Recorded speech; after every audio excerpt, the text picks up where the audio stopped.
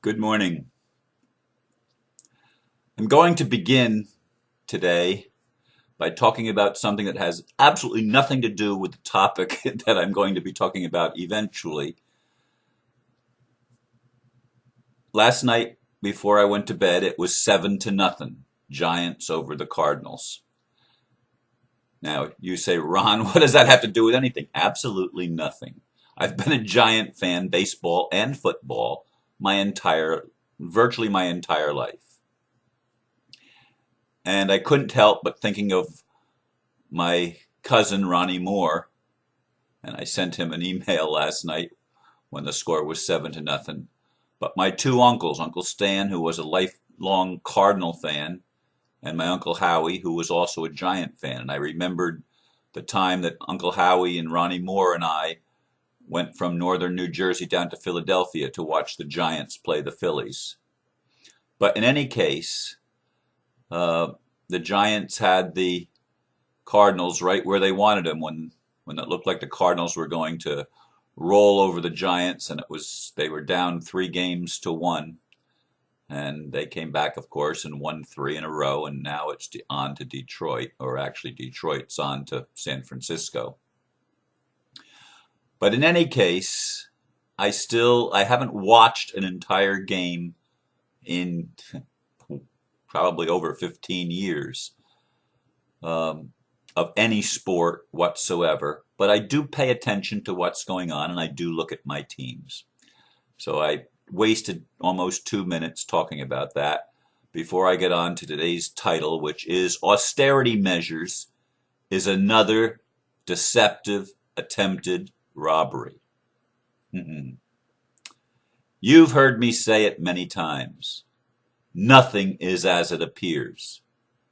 And nothing is what we are told. The world matrix has been run by masters of the lie. Of course, we each have a representative of the liar as one of our internal characters contributing to our human experience. Yes, it's the separate ego that has played a pretty convincing role of pretending it knows best. Just as the collective would-be world rulers have pretended they are not insane, and the ego, like the monarch, has no clothes. It is being exposed on every level. Slowly and surely we are being given a large dose of sanity, at least those willing to see the holistic picture of reality. Problem, reaction, solution is backfiring. Austerity measures are being seen for what they really are. Another deceptive attempted robbery of we, the people.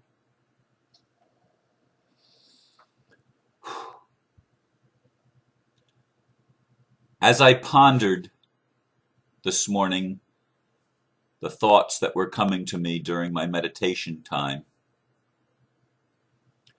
many of them centered around the austerity measures, which actually I almost did this one yesterday because they've been playing over and over for the last while as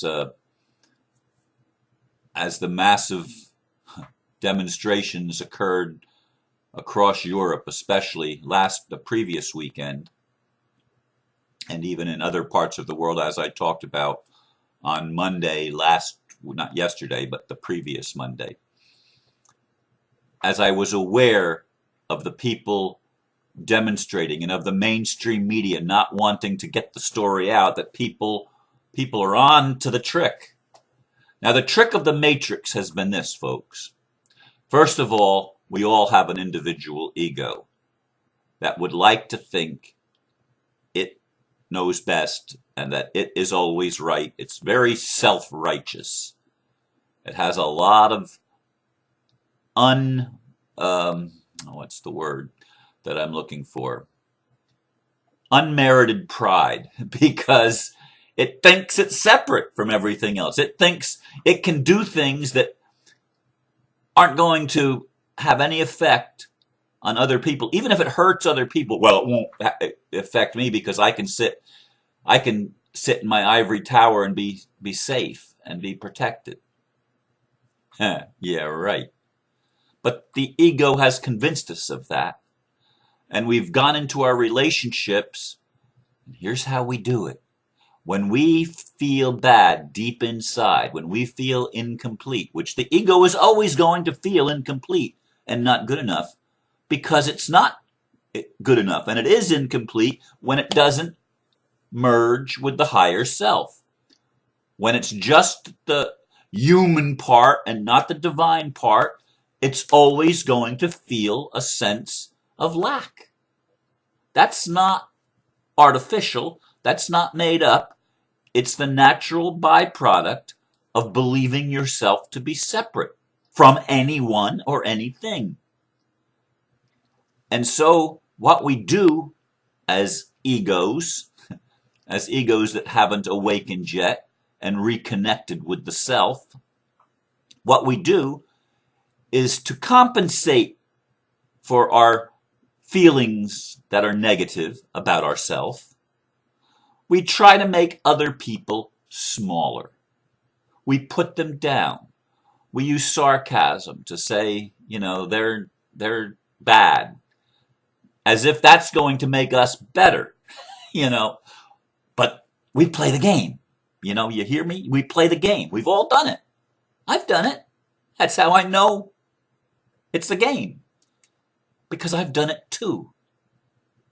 And the whole world plays that game. The whole matrix is nothing but that freaking game of trying to make itself look better, look more important by putting other people down. And in the world of finance, which is totally a debt deception, because debt is never real, it's always artificially created by the would-be world rulers.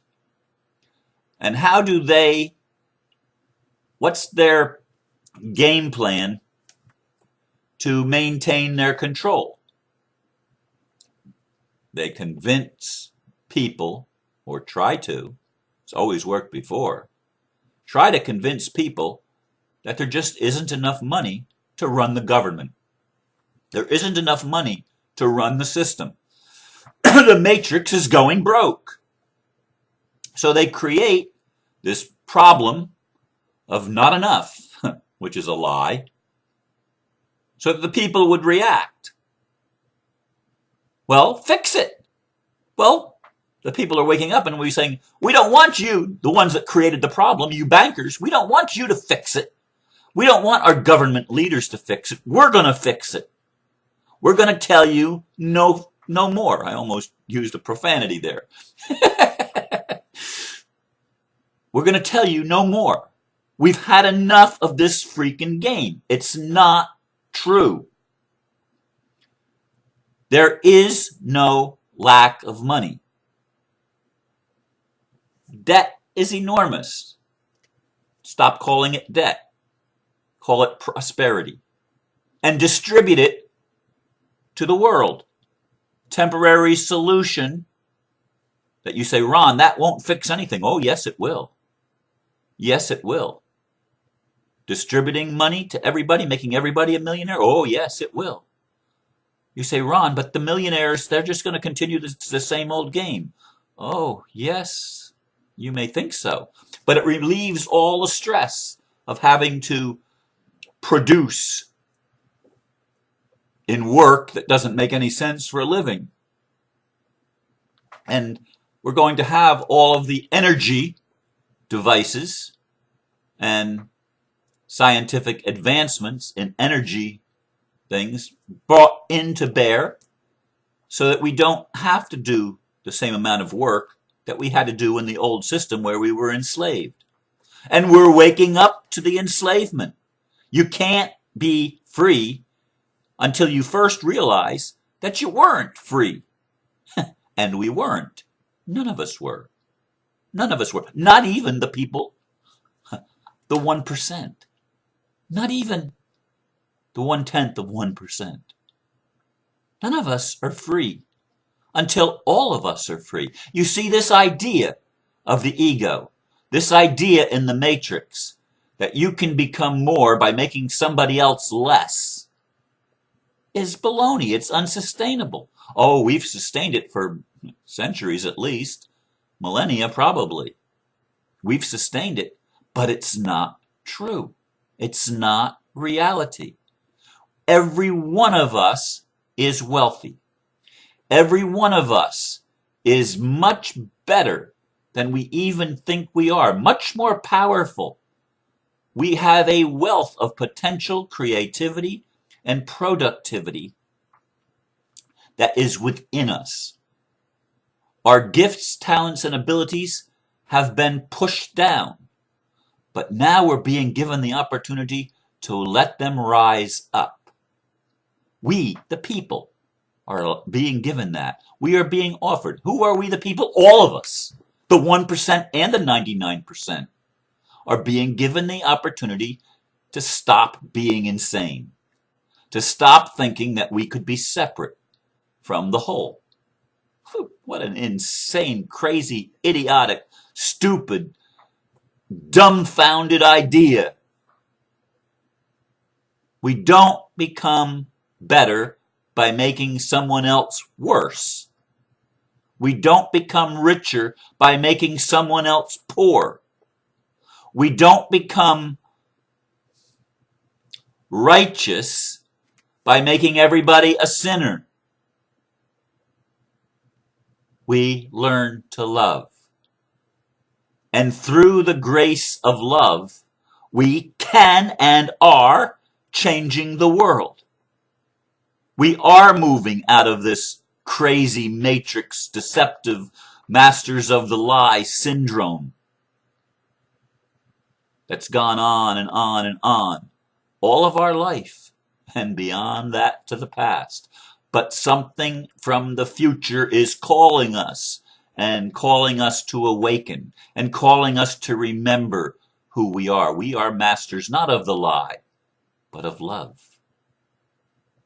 We are masters with the capability of creating whatever experience we want to choose together. Do we want to choose to continue the lie matrix, or do we want the love matrix? Which one is it going to be? We have that choice. We can choose to love one another and to make ourselves rich by making everybody else richer. Now who can do that? Obviously the 1%, but can you do it if you think you don't have anything? No, you can give what you have. And when you give what you have more, not less. That's the reality of the real world, of the real cosmic truth. What you give, you have. What you hoard, you don't have. It's backwards. I told you. Everything is different than what it appears and what we are told. And all levels of our culture in the matrix of the lie have been built on lies. The religions, all of them. Is there truth in them? Yes, there's truth in all of them. Are there lies in them? Yes, in all of them. None of them are to be trusted 100%. And yet there are precious gems in each one. In the Buddhist traditions, in the Hindu traditions, in the Jewish tradition, in the Christian tradition, in the Muslim tradition. And I always name pretty much those 5 because they're the main ones. There's all sorts of sub-religions and stuff too, but those are the main 5 ones that most of the people in the world belong to in one form or another. And all of our governments have done nothing but lie to us. It is a racket. It is a criminal conspiracy. Don't be afraid of that word. It's the truth. It's a criminal conspiracy. Our governments have done that to us, and they've done it through the most criminal thing ever created. It was a corporation. Corporations are fictions. They are legal fictions in which the people that participate in the corporation take no personal responsibility for their actions. That's insane. We all are responsible for our actions and our thoughts and everything about us. We are responsible. We have the ability to respond to whatever. We were given the ticket to the far country. Okay, go. Spend your inheritance. Spend your life force energy. Spend it over and over and over again till you come to yourself and you realize how insane the whole thing is. And you stop the insanity. You realize you're naked and you say, okay, I'm naked. I rather enjoy this. I rather enjoy this. Being stripped to nothing and realizing that I have everything. And I always did. Interesting. Isn't it? We're waking up. We're waking up. And when the lights come on, darkness can no longer reign supreme. Ignorance is really a better word than darkness. We no longer have the excuse of being ignorant because knowledge is being poured out everywhere, and knowledge is wealth. We are one. We are interconnected. We always have been interconnected with the web of life. We've never been separate from anyone or anything. Everything reflects everything else. Everything. And the world is an illusion, but it is the reality. And by accepting the reality of the illusion, it's no longer an illusion. It becomes the experience. Do you understand? Do you get it? We are getting it. We are waking up.